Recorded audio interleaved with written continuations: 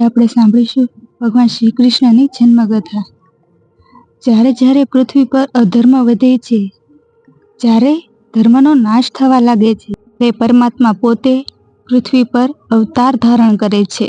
ભગવાન શ્રી કૃષ્ણએ ભગવદ્ ગીતામાં કહ્યું છે, યદા યદા હિ ધર્મસ્ય ગ્લાનિર્ ભવતિ ભારત અભ્યુત્થાનમધર્મસ્ય તદાત્માનં સૃજામ્યહમ।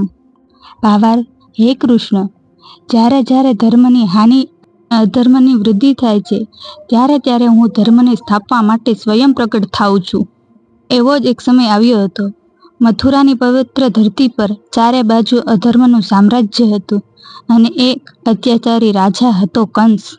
પરંતુ સમયના ગર્ભમાં એક દિવ્ય રહસ્ય છુપાયેલું હતું, સાક્ષાત પરબ્રહ્મ પરમાત્મા શ્રી કૃષ્ણનો અવતરણ। મથુરામાં દેવકીના લગ્ન મહાત્મા વાસુદેવ સાથે થયા। લગ્ન પછી કંસ પોતાની બહેન દેવકીને રથમાં બેસાડીને વિદાય આપવા જઈ રહ્યો હતો। અચાનક આકાશમાંથી દિવ્ય વાણી સંભળાઈ, હે કંસ, દેવકીનું 8મું સંતાન જ તારા મૃત્યુનું કારણ બનશે। આકાશવાણી સાંભળી કંસનો અહંકાર ભયમાં ફેરવાઈ ગયો। જે બહેનને તે પ્રેમ કરતો હતો, એ જ બહેન હવે તેના મૃત્યુનું કારણ લાગવા લાગી। કંસે તલવાર ઉપાડી, પરંતુ વાસુદેવે હાથ જોડીને કહ્યું, હે રાજન, દેવકીનો શું દોષ છે? વાસુદેવે વચન આપ્યું, દેવકીના દરેક સંતાનને હું તમને સોંપી દઈશ। કંસે દેવકી અને વાસુદેવ બંનેને કારાગૃહમાં કેદ કરી દીધા। સમય પસાર થતો ગયો। દેવકીના એક પછી એક સંતાનો જન્મતા ગયા, પરંતુ કંસના હૃદયમાં કોઈ કરુણા નહોતી। નિર્દોષ સંતાનોને પોતાના ભયના કારણે મારી નાખ્યા। દરેક સંતાન સાથે દેવકીનું હૃદય થોડું તૂટતું ગયું, પરંતુ તે માતા જાણતી હતી કે તેના ગોદમાં હવે સાક્ષાત જગન્નાથ જન્મવાના છે। 7મા ગર્ભમાં ભગવાનની અદ્ભુત લીલા થઈ। યોગમાયાની શક્તિથી ભગવાન રોહિણીના ગર્ભમાં પહોંચ્યા।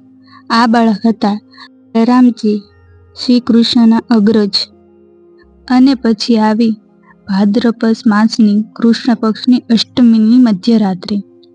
આકાશમાં ઘનઘોર મેઘ હતા, વરસાદ વરસી રહ્યો હતો, યમુનાજી ઉછળી રહ્યા હતા, પરંતુ મથુરાના કારાગૃહમાં એક અદ્ભુત શાંતિ છવાઈ ગઈ હતી। દેવકી અને વાસુદેવ ધ્યાનમગ્ન હતા અને અચાનક જ દિવ્ય તેજથી સમગ્ર કારાગૃહ પ્રકાશિત થયું।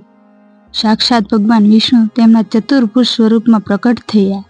શંખ, ચક્ર, ગદા, પદ્મ, મસ્તક ઉપર મુકુટ અને મુખ ઉપર અલૌકિક તેજ। વાસુદેવ અને દેવકી હાથ જોડી નમન કરવા લાગ્યા। હે જગન્નાથ સ્વામી, તમને નમસ્કાર।